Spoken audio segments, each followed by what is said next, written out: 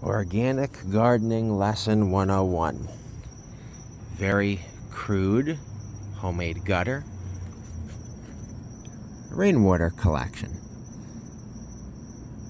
Tap water has chlorine and other chemicals in it that are not ideal for some plants.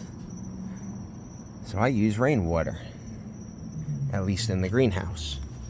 That is getting piped in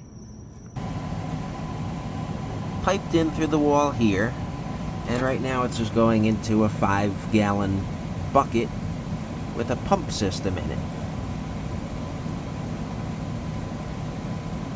And I have valves so that I can either send that pump to the automatic sprinklers in the tomato bed or to a little hose for the seedlings or the other smaller plants, but most particularly the Venus flytraps.